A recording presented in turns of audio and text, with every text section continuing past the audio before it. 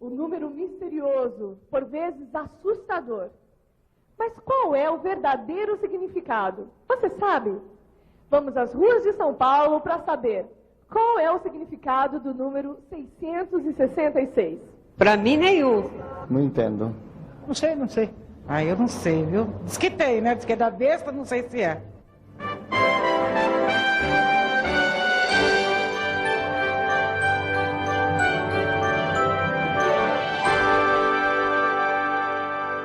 Eu li uma história de um homem que tinha um quintal muito grande e gostava muito de crianças. Mas havia um problema, tinha um poço muito profundo. Ele sabia se os vizinhos, sabendo deste poço, não deixariam as crianças brincar no quintal dele.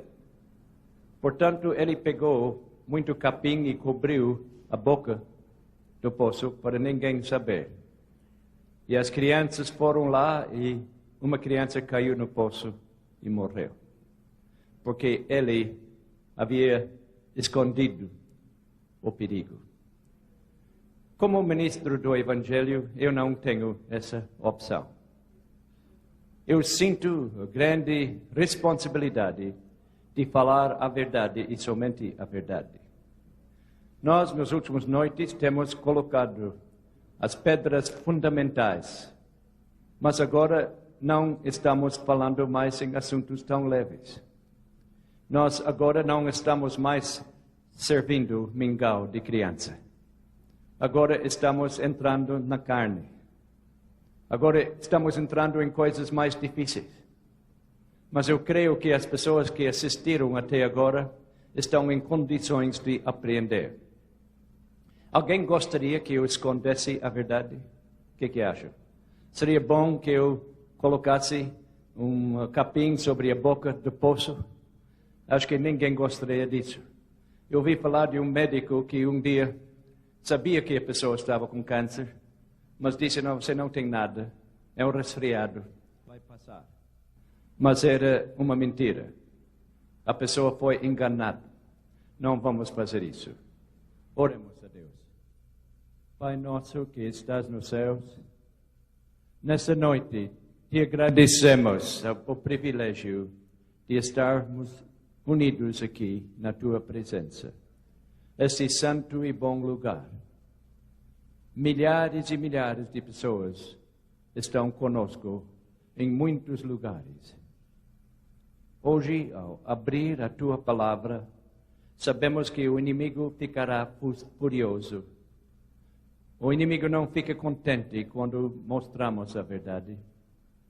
Mas nós estamos aqui para falar o que Deus nos manda falar. Para abrir a palavra e mostrar a verdade. Abençoe o velho pregador, para que possa ser fiel a ti. E abençoe cada ouvinte, em nome de Jesus.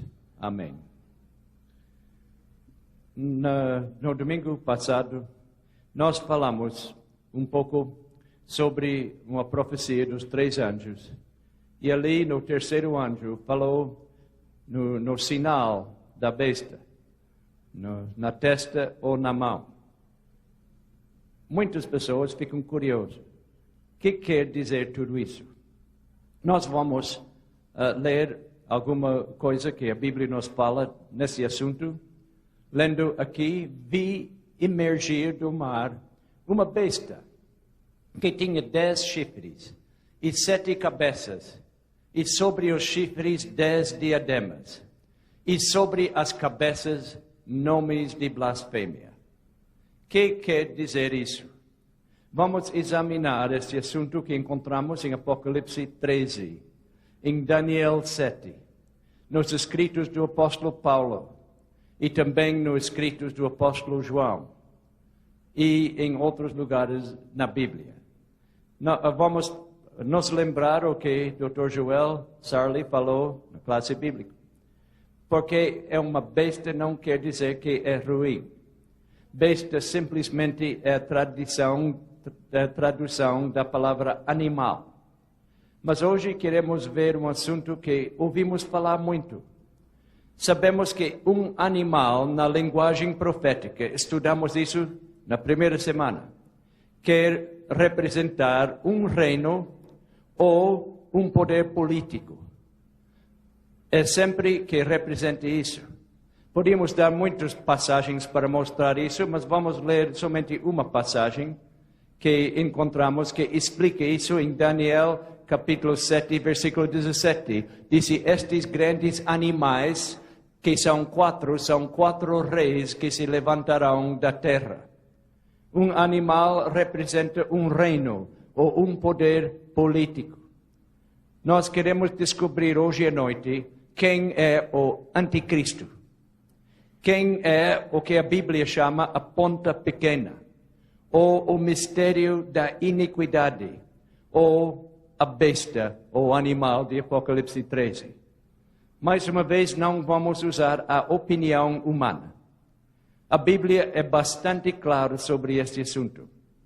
Paulo fala essas palavras: ninguém, de nenhum modo, vos engane, porque isso não acontecerá sem que primeiro venha a apostasia e seja revelado o homem da iniquidade, o filho da perdição, o qual se opõe e se levanta contra tudo que se chama Deus, ou é objeto de culto, a ponto de assentar-se no santuário de Deus, ostentando-se como se fosse o próprio Deus. Aqui temos uma dica. Este poder, mesmo se seja um animal, um poder político, também é religioso, é adorado. Senta no templo de Deus, fazendo de conta que fosse Deus, em 2 Tessalonicenses 2, 3 e 4. Então, nós temos alguma informação importante para nós aqui. Já temos algumas informações importantes que tiramos da Escritura. Uma informação que diz que é um poder político, sendo uma besta, um animal, que é sempre um poder político. Paulo disse que é uma entidade religiosa, segundo Tessalonicenses 2:4. Mas vamos entrar um pouco mais profundo e lemos mais na Bíblia das palavras de Paulo, em versículo 7. Diz: com efeito, o mistério da iniquidade já opera e aguarda somente que seja afastado aquele que agora o detém. Eu ouço muitos pregadores dizer que é um homem misterioso que vai aparecer, quem sabe, em Israel, e vai reinar em todo o mundo. Mas Paulo nos tira essa ideia totalmente. Porque ele disse no seu tempo, no primeiro século, ele disse que o mistério de iniquidade já opera. Paulo fala isso e Paulo não é o único escritor que fala isso. É um poder político, uma entidade religiosa, e já estava começando a operar quando Paulo escreveu os seus livros. Mas continuamos. Lendo mais um versículo agora do Novo Testamento, notamos, a Bíblia diz: e todo espírito que não confessa Jesus não procede de Deus. Pelo contrário, este é o espírito de anticristo, a respeito do qual tendes ouvido que vem e presentemente já está no mundo. O que João disse? O espírito, iniquidade. Esse poder já estava no mundo no tempo do apóstolo São Paulo. Então, nós podemos ver que não somente o apóstolo São Paulo disse que estava no mundo, mas o apóstolo São João também disse que estava no mundo em seu tempo. Então, não pode ser uma coisa futura. Em Daniel 7, temos 4 animais, 4 bestas. Cada um representa um reino.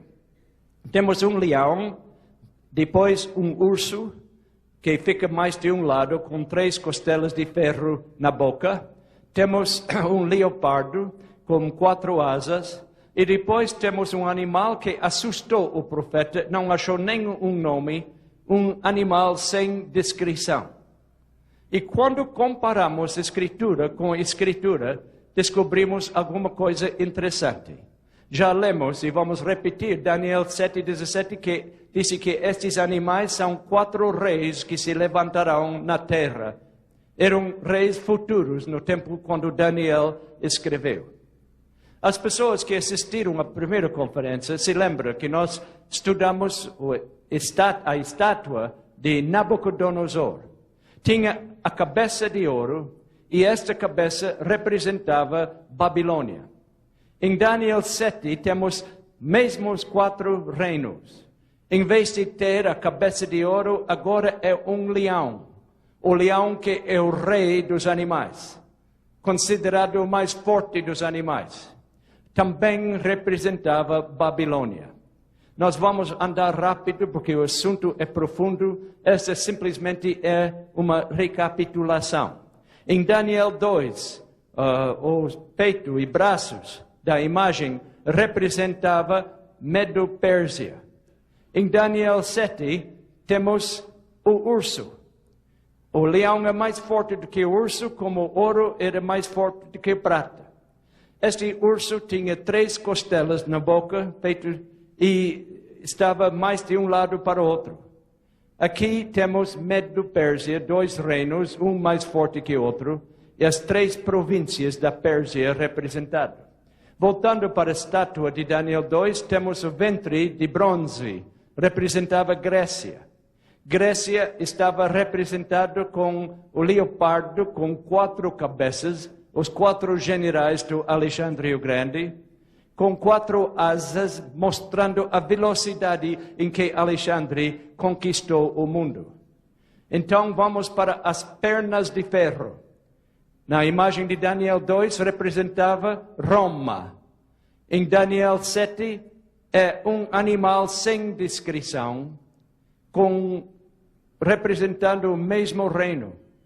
É um animal terrível, porque Roma espantou todos os outros reinos e tomou conta. Mas agora chegamos ao assunto principal. Os pés da imagem de Daniel 2 representavam 10 reinos que se tornaram os países que hoje estão na Europa. Esses 10 reinos eram os visigodos, os ostrogodos, os vândalos, os burgúndios, os lombardos, os anglo-saxões, os francos, os alemães, os érulos e os suevos, 10 reinos. Esses 10 reinos eram os 10 dedos dos pés da imagem de Daniel 2. Em Daniel 7 são 10 chifres. Mas quando lemos em Daniel 7, acontece uma coisa que, além do que aprendemos em Daniel 2, mais um chifre aparece. Mais um chifre surge da cabeça desse animal, e este chifre causa 3 dos outros chifres a sumir. Quando mais um chifre sai, toma o lugar de 3. E nossa pergunta hoje à noite, o que é representado com esse chifre?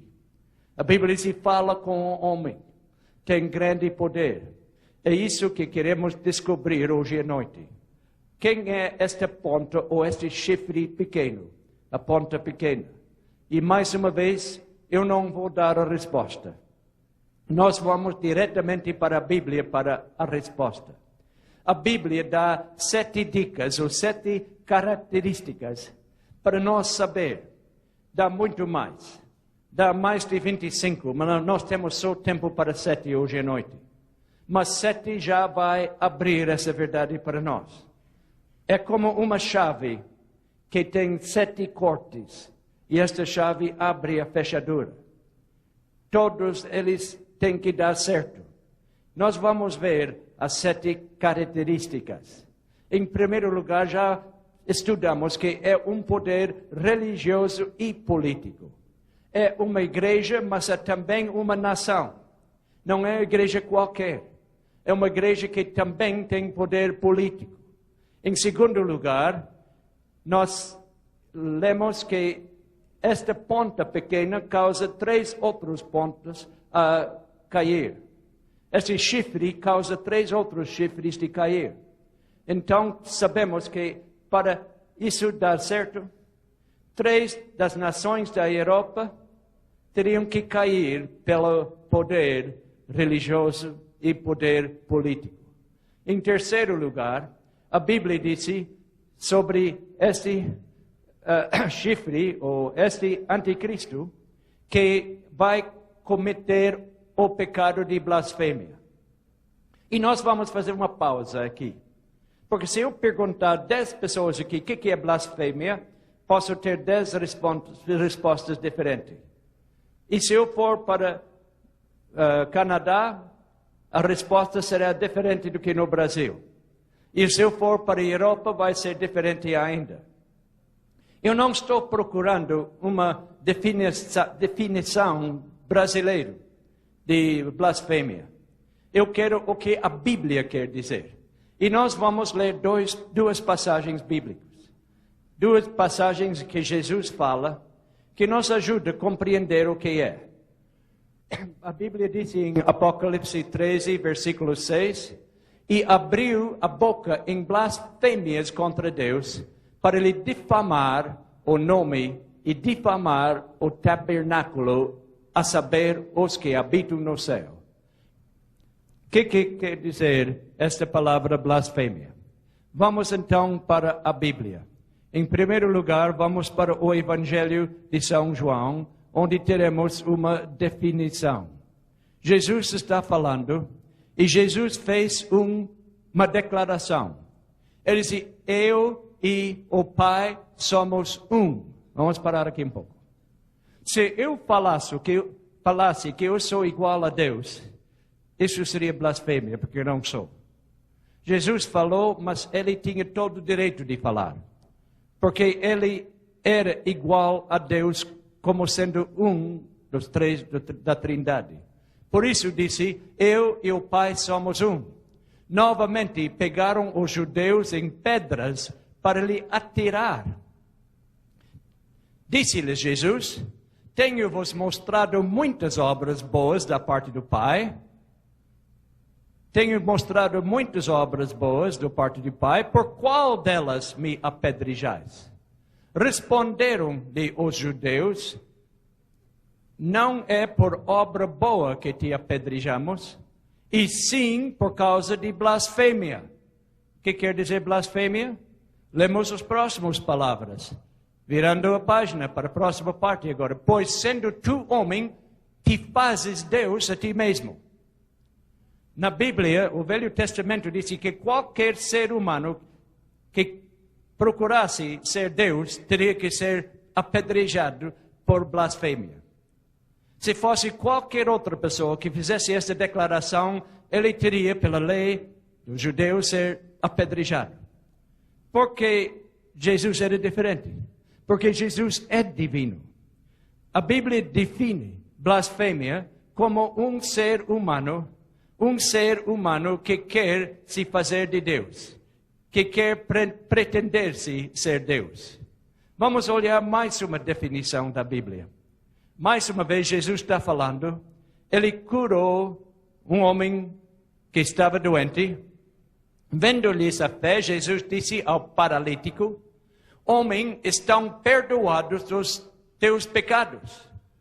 E os escribas e fariseus arrazoavam, dizendo, quem é este que diz blasfêmias? Quem pode perdoar pecados senão Deus? Nos tempos bíblicos, qualquer homem que perdoasse os pecados de um outro homem estava sendo culpado de blasfêmia. Agora vamos compreender bem. Eu posso te perdoar alguém que pecar contra mim. Se alguém me insultar e pedir perdão, claro, eu posso perdoar. Se Dr. Sarley me ofender e depois pedir perdão, eu posso o perdoar. Mas se pastor Pereira vem para mim e dizer, olha, eu insultei Dr. Sarli, o senhor me perdoa? Estaria fora do lugar, não é? Porque não teria direito a fazer isso. Se eu pecar contra um homem, eu devo pedir perdão ao homem. Se eu pecar contra Deus, para quem eu deveria pedir perdão? Para o Deus contra quem eu pequei. E quando uma pessoa peca contra Deus e procura pedir perdão a um homem, isso nos tempos bíblicos seria chamado de blasfêmia. Isso seria blasfêmia. Não vão se estranhar muito que o som está se comportando um pouco estranho. Sabe por quê? Isso acontece muito quando eu prego esse assunto. Isso não é nada, vai ficar pior. Porque sábado à noite, na sexta noite, vamos continuar o assunto, mas no sábado à noite vamos pregar Apocalipse 12. E é dificilmente eu pregar esse assunto sem acontecer alguma coisa. Uma vez no Brasil estava pregando Apocalipse 12 e o prédio ao lado caiu, espantando todo mundo. Muitas vezes quando pregar esse assunto, vem pessoas endemoniadas que começam a gritar no meio do sermão. Muitas vezes quando prego esse assunto, a luz apaga. Então não vamos nos espantar muito, é assim mesmo, mas Deus está conosco. Uma maneira de fazer blasfêmia é um ser humano procurando perdoar um outro para pecados que ele cometeu contra Deus. Se alguém aqui pecar contra Deus, não adianta vir para mim ou qualquer outro ser humano pedir perdão, somente Deus pode. Agora precisamos marchar. Vamos para o quarto ponto, quarto característico. Número 4 é um poder perseguidor. A Bíblia diz claramente isso. O livro de Deus fala neste poder, dizendo em Apocalipse 13:7, foi-lhe dado também que pelejasse contra os santos e os vencesse. Aqui não está falando de imagens. Santos na Bíblia quer dizer pessoas que adoram a Deus. Não está falando de imagens, mas sim de pessoas. Daniel 7:25 disse, proferirá palavras contra o Altíssimo. Magoará os santos do Altíssimo. Este poder é um poder que persegue. Vamos ver a quinta característica. Vai mudar a lei de Deus. Nós lemos isso no verso de Daniel, capítulo 7, que acabamos de ler, mas vamos ler mais uma vez. Proferirá palavras contra o Altíssimo, magoará os santos do Altíssimo e cuidará em mudar os tempos e a lei. Esse poder não vai somente mudar a lei, mas vai mudar a lei num sentido que tem que ver com o tempo. Mas vamos continuar agora. Sexta dica que podemos dizer, ou característica. O sexto é que vai ter domínio por um tempo e tempos e metade de tempo. E finalmente mais um ponto só. Sabemos deste período de Daniel 7:25. E os santos serão entregues nas mãos por um tempo, 2 tempos e metade de tempo. Nós vamos explicar isso daqui um pouco. Chegamos ao último ponto, ponto número 7 que vamos estudar. Recebe o número 666. Este é um assunto que vai ficar muito claro. Mas vamos rapidamente agora estudar. Vamos olhar aqui o que disse Apocalipse 13:18 sobre este poder. Aqui está a sabedoria. Aquele que tem entendimento, calcule o número da besta, pois o número é o número de homem, ora, esse número é 666. Esse número é 666 e a Bíblia diz que nós devemos calcular isso. E hoje à noite vamos calcular. E calculando, não vamos ter dúvida nenhuma o que a Bíblia diz desse assunto. Agora, rapidamente, voltamos para o tempo em que Roma foi dividido em 10 reinos. O tempo dos pés da imagem. O tempo dos chifres do animal que não tinha descrição. Notamos que alguma coisa aconteceu. As pernas representaram Roma, mas quando as tribos dividiram Roma, e o governo de Roma caiu, e mudou-se para Constantinopla. Então, a cidade de Roma ficou sem governo. Mas a igreja cristã estava com força. Agora, deixa-me, antes de proceder, antes de continuar, eu quero que todos vão escutar muito bem o que eu vou falar, porque eu não quero ser mal entendido. Eu falei na primeira noite aqui, prometi que não vou atacar a religião de ninguém. Eu não estou aqui para falar mal de ninguém. Eu tenho muitos amigos protestantes de várias igrejas e muitos amigos católicos. Eu tenho amigos íntimos que são padres católicos. Eu tenho muito amor para eles. Eu creio que Deus tem seu povo em todas as igrejas. Nós temos somente um Deus, e Ele não é Deus dos protestantes, nem dos católicos, nem dos pentecostais, nem dos batistas, nem dos adventistas. Ele é Deus de todos nós. Eu vou identificar aqui coisas que podem doer um pouco, porque nós precisamos falar a verdade. Mas não estou atacando a igreja de ninguém. Por quê? Porque durante um bom tempo havia somente uma igreja. Então a igreja cristã estava representada, era a igreja romano-católica. Não havia protestantes. Então todos nós temos a mesma herança, não é? Todos nós saímos daquela igreja. Nossos antecessores eram daquela igreja. E a igreja em todos os tempos tem sido uma bênção para o mundo. A igreja católica sempre teve hospitais, trabalho de caridade. A igreja sempre, durante os tempos, pregava Jesus. E não podemos agora dizer que uma igreja ou outra está culpada. Mas, infelizmente, nós sabemos que é um poder religioso. Eu, como cristão, não posso evitar o fato que eu não posso apontar uma igreja ou outra e dizer, é tu. Porque quando estou apontando este dedo, tem 3 dedos que estão voltando para mim, não é? É o cristianismo que preencheu todas as condições, todas as dicas, características. Foi quando Roma caiu como país e se dividiu que a igreja tomou conta do governo. Teve mais poder do que o governo. Estou lendo de um jornal católico que disse, e humildemente dirigindo-se ao trono de César, o vigário de Cristo tomou o cetro perante a qual imperadores e reis da Europa se curvariam em reverência durante tantas eras. Isso da revista Quaternário Americana do Vaticano. É uma declaração muito certa, historicamente perfeito, porque isso aconteceu. Durante muitos anos a igreja reinava. Os reis tiveram medo da igreja, porque a igreja tinha mais poder do que muitos governos.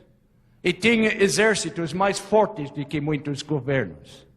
Nós sabemos que é um poder religioso, é um poder que saiu de Roma, e sabemos também que a queda de 3 chifres, 3 pontas, foram o resultado deste poder.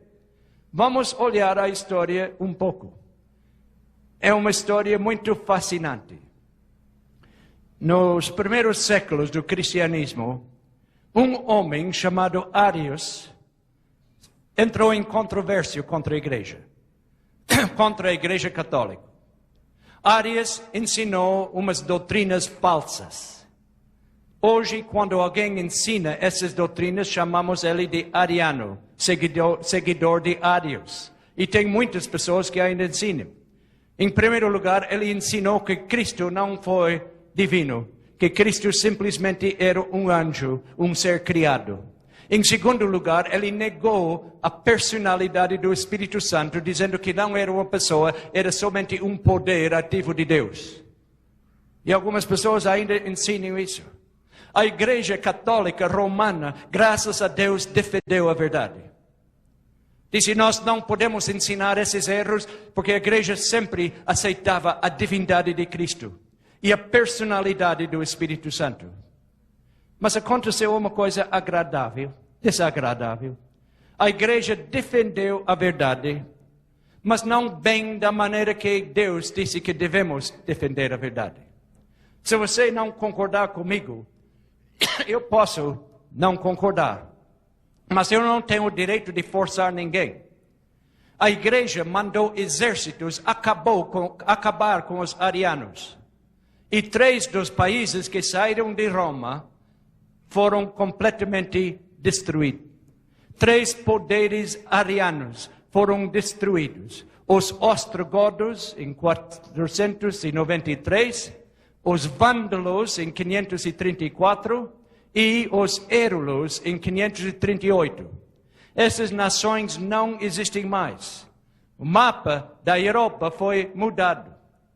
3 desses países foram atacados e eliminados. Outros poderes entraram lá. Então, exatamente o que a profecia disse aconteceu. Este chifre levantou e acabou com 3 dos outros chifres, e esse chifre tomou o lugar. Nós já falamos em blasfêmia. Foi a igreja que realmente cometeu essa blasfêmia. Jesus deu instruções muito claras. Jesus disse em Mateus 23:9, a ninguém sobre a terra chameis vosso Pai, porque só um é vosso Pai, aquele que está nos céus. Eu não aceito alguém me chamar de reverendo, que reverendo é santo e eu não sou santo. Eu não aceito alguém me chamar de santo. E muitas pessoas estão fazendo isso, seguindo ou alterando o que Jesus disse. Eu não posso ser o pai de ninguém.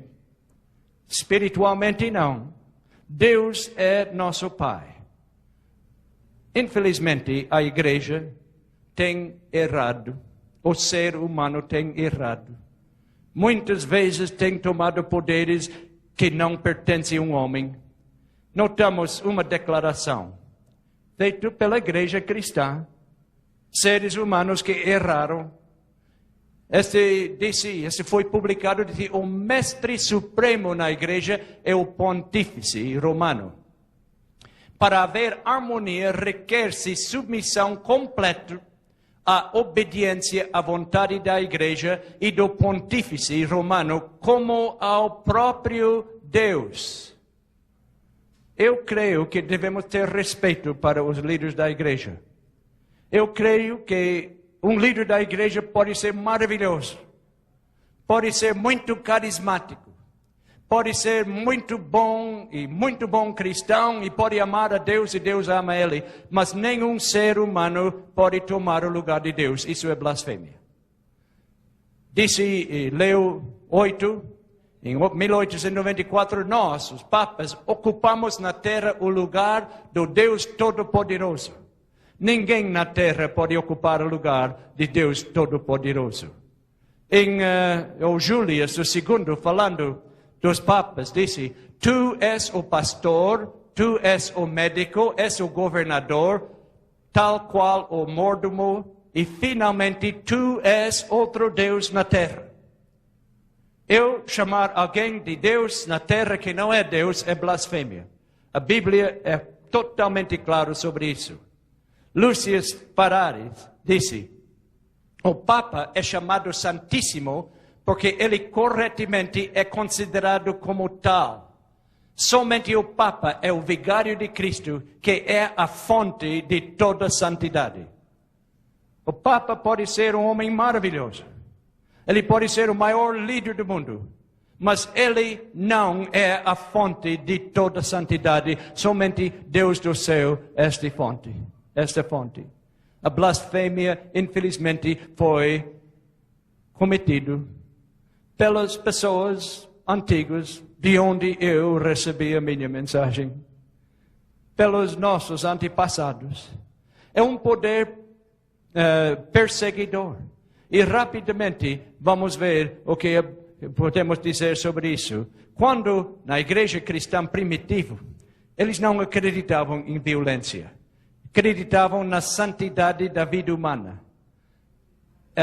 O Maximiliano disse, eu não posso lutar na guerra, não posso errar, eu sou um cristão. No tempo dos apóstolos, nem um cristão lutava na guerra, achava pecado tomar vida. Ele não fazia isso. Tertuliano, um dos pais da igreja, disse, o mundo pode necessitar de seus Césares, mas o imperador nunca pode ser um cristão, e um cristão, nenhum cristão ser um imperador. O cristão não participava em política. Até o ano 175, não havia um único soldado no mundo que fazia parte de um exército. Porque a igreja não a deixava. Porque o cristão não queria matar ninguém.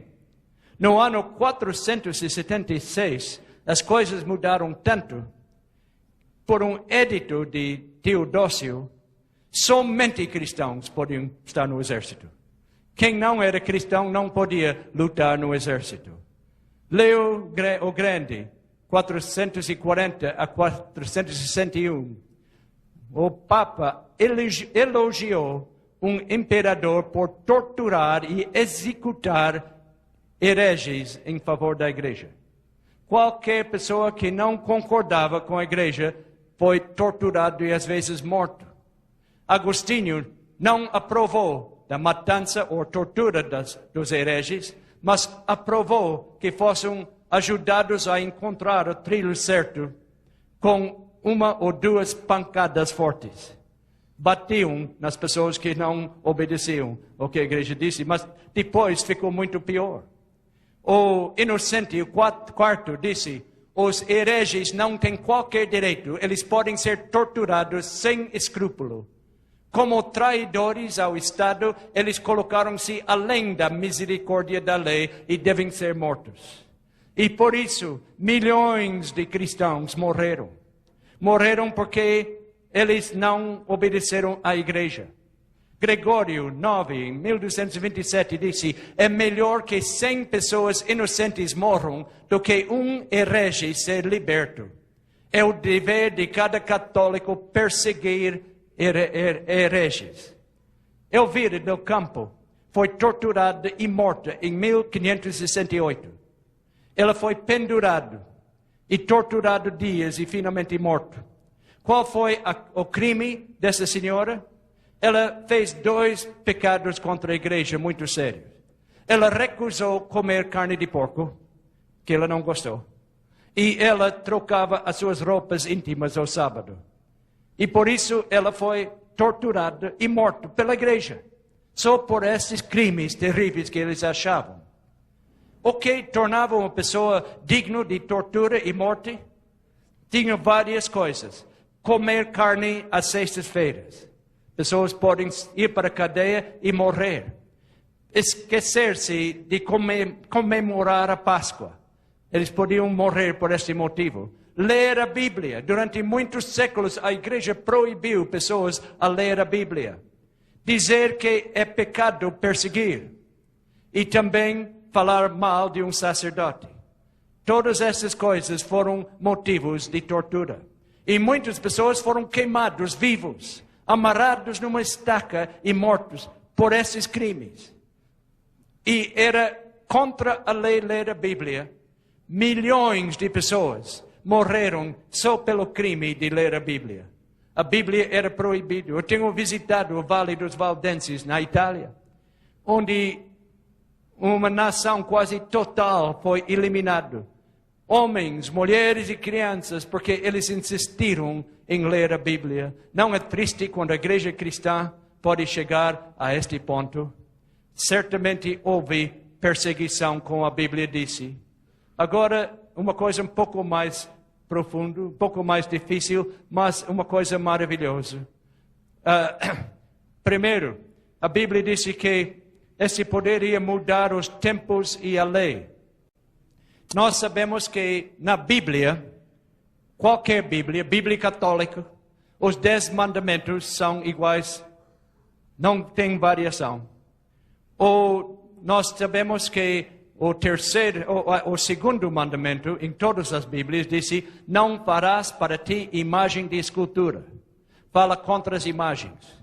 Mas pega o catecismo da Igreja Católica e compara com a Bíblia. O segundo mandamento no catecismo não é não farás imagens. Diz: não tomarás o nome do Senhor teu Deus em vão, que é realmente o terceiro mandamento na Bíblia. Por que tiraram este mandamento? O que houve nos tempos da igreja, dos tempos medievais? O que aconteceu? Vamos ler. Agora estou lendo da igreja católica. A autoridade da igreja é mais claramente ilustrada pelas Escrituras, enquanto, por um lado, ela as recomenda, declarando-as divinas, e são-nos oferecidos para leitura. Por outro lado, os preceitos legais nas Escrituras, ensinados pelo Senhor, foram anulados pela mesma autoridade. O sábado, o mais glorioso dia na lei, foi mudado para o dia do Senhor. Essas e outras verdades não deixaram de existir pelos ensinamentos de Cristo, porque ele disse que veio para cumprir a lei e não para destruí-la. Mas foram mudados pela autoridade da igreja. Isso é uma declaração da igreja romana. Diz que foi a igreja que alterou a lei de Deus. E alterou o dia de guarda, aceitando o dia do sol de Constantino. Quando Constantino deu a lei, não era uma lei religiosa, era civil. No catecismo, qualquer pode ler as perguntas e respostas. Aqui tem um exemplo. Pergunta: qual é o dia de descanso? Resposta: sábado é o dia de descanso. Pergunta: por que observamos o domingo ao invés de sábado? Resposta: observamos o domingo no lugar do sábado porque a Igreja Católica transferiu a solenidade do sábado para o domingo. A Bíblia diz que os homens iam mudar os tempos e a lei, e os seres humanos religiosos mudaram os tempos da lei e a lei. O Conselho do Catecismo dos Padres de Trento disse: a Igreja de Deus achou por bem transferir a celebração e observância do dia de sábado para o domingo. Cumpriu a profecia de Daniel. Mudaram os tempos e a lei. Quando Constantino deu essa lei, como eu disse, não era uma lei religiosa, era uma lei civil. Não era chamado Dia do Senhor, era chamado o Venerável Dia do Sol. Sunday, Sonntag, em inglês e alemão. A lei disse assim: no dia venerável do sol, que todos os magistrados e o povo residente nas cidades descansem e que todos os comércios estejam fechados. A profecia foi cumprida. Eles pegaram o dia do sol e substituíram pelo sábado do grande Criador. Porque o sábado é um sinal que nós cremos no Criador, não cremos na evolução. Se eu tenho um relógio, eu sei que alguém fabricou este relógio. O relógio não se fez por si mesmo. E este mundo e universo e os seres humanos também não apareceram sem um Criador. E o sábado é nosso sinal que ainda cremos no Criador. Deus dedicou o aniversário da criação, o sábado, para nos lembrar da criação. Mas precisamos avançar. Agora, os tempos e um tempo, a metade de tempo e os tempos. Disse que teria poder durante este tempo. A matemática da Bíblia é fabulosa, que vamos ver agora adiante. Aqui nós vamos ver alguma coisa muito interessante. O tempo, a palavra tempo vem da mesma palavra de ano. Um tempo é um ano quando estudamos a Bíblia. Um tempo é um ano. Nós podemos ler um ano judaico tinha 360 dias. Então, um tempo era 360 dias. Disse que seria um tempo e 2 tempos. 2 tempos seriam 120 dias. E a metade de um tempo seria 180 dias. Quando fazemos o cálculo, mais 360 mais 720 mais 180, temos 1260 dias. Agora vamos ver o que mais a Bíblia disse. A Bíblia fala em 42 meses. O mês judaico daquele tempo tinha sempre 30 dias. 42 vezes 30, que dá? 1.200. 3 tempos e meio dá 1.200 dias. 42 meses dá 1.260 dias. E mais incrível ainda, muitas vezes a Bíblia fala claramente que foram 1.260 dias. Daniel 7:25 fala de um tempo, 2 tempos e metade de tempo. 1.260 dias. Daniel 12:7. Um tempo, 2 tempos e metade de tempo. Apocalipse 11:2. 42 meses. 1.260 dias. Apocalipse 11:13 fala claramente 1.260 dias. Não podemos errar. Apocalipse 12:6. 1.260 dias. Apocalipse 12:14. Um tempo, a metade de tempo e um tempo, 2 tempos e metade de tempo. Apocalipse 13:5. 42 meses. Todos esses textos falam do mesmo período. Disse que o poder da igreja seria supremo por 1.260 dias. E nós vamos ver daqui um pouco que a Bíblia disse que essa é uma escala profética. Estudamos isso na primeira semana. Que um dia representa um ano. Incrível. No ano 538, o imperador Justiniano disse para o chefe da igreja, o bispo principal: Tu és o chefe de todas as igrejas.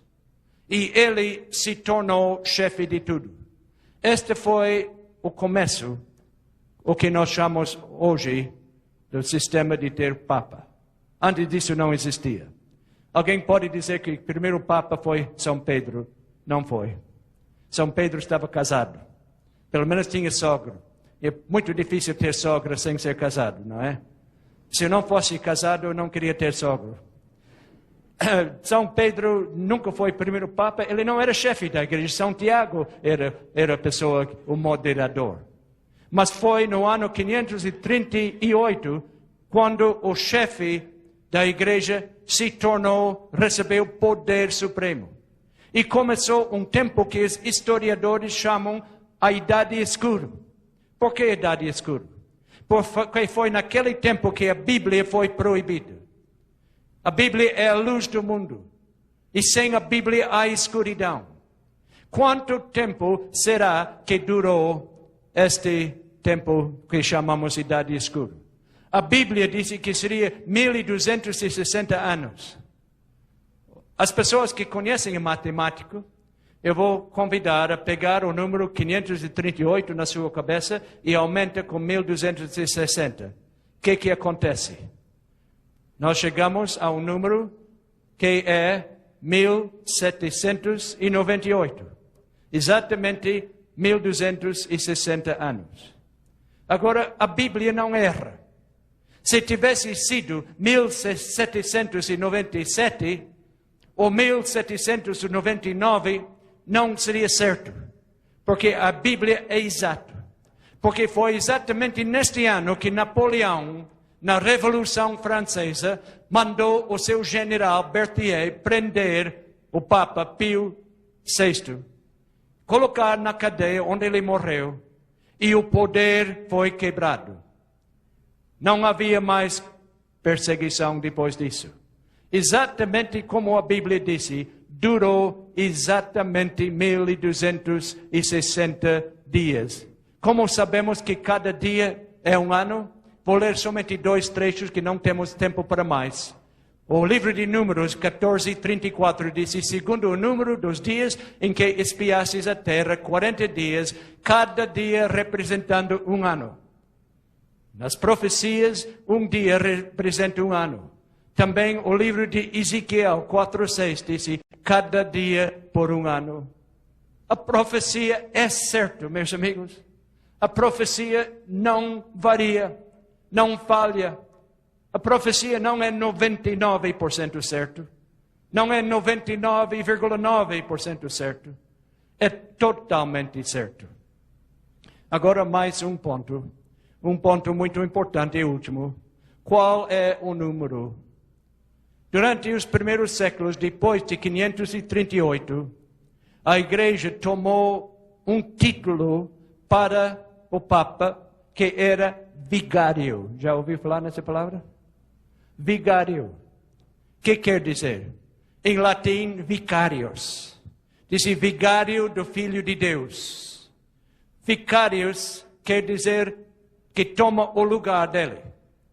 Tomando o lugar de Filho de Deus na terra. E assim houve o título que se chamava Vicarius Filiae Dei, em romano. O vigário, o substituto do Filho de Deus.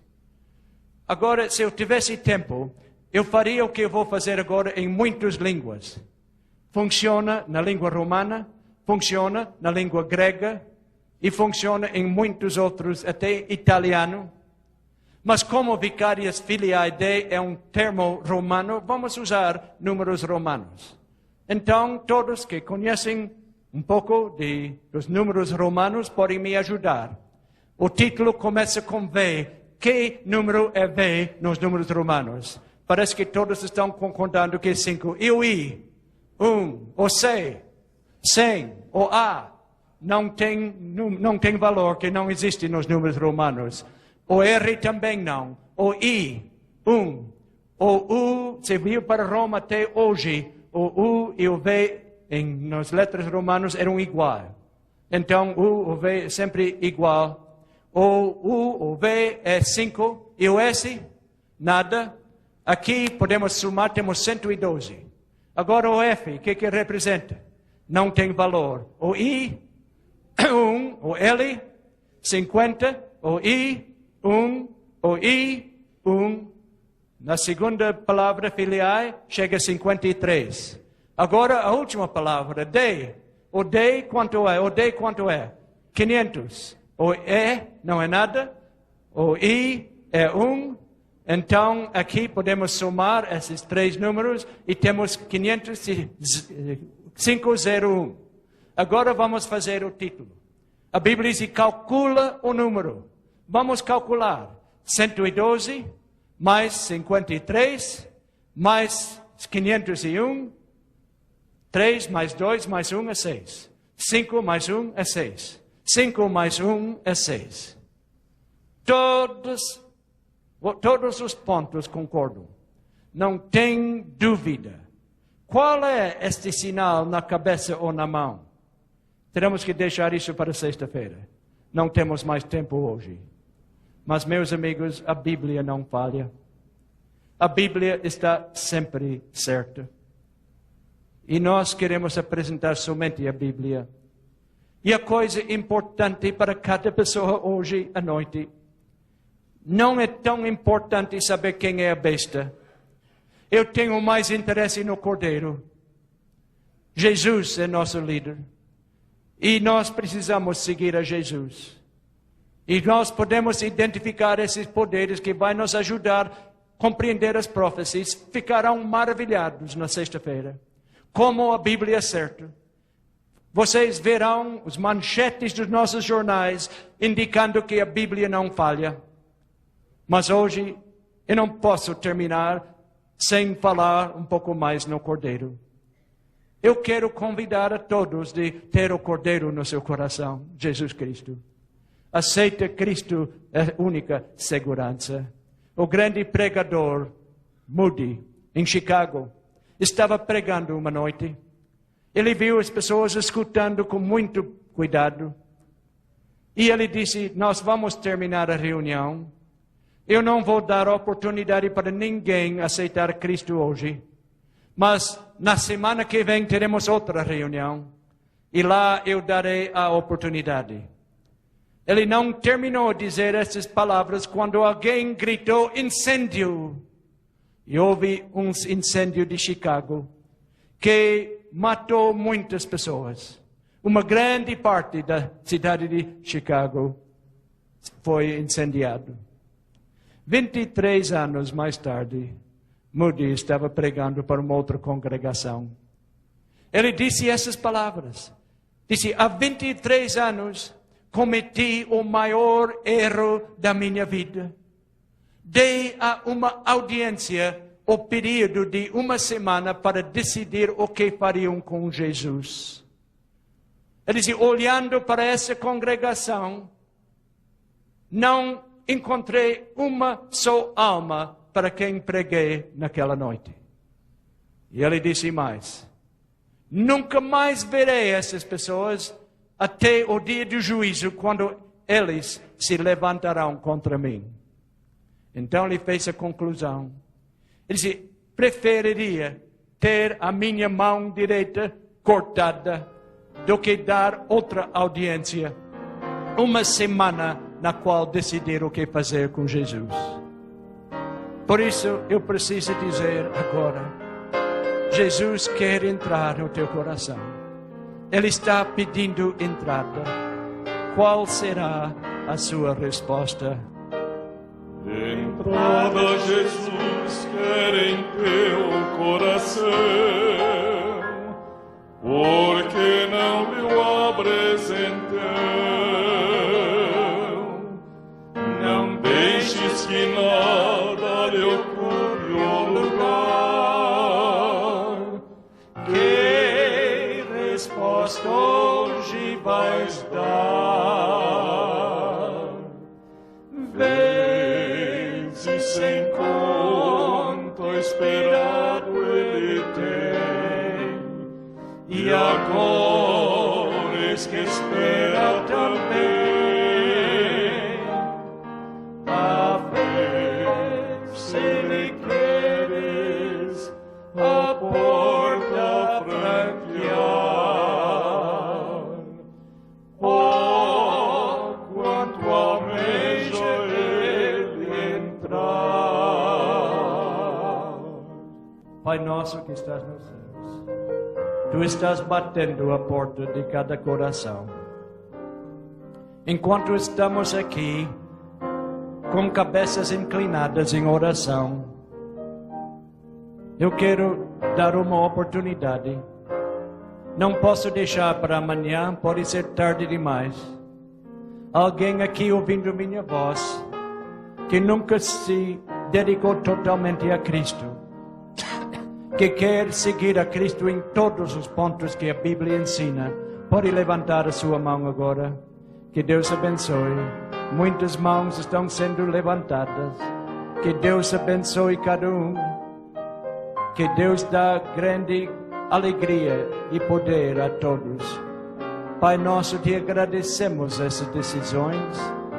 Despede-nos com a tua paz e tua bênção. Pedimos em nome de Jesus. Amém.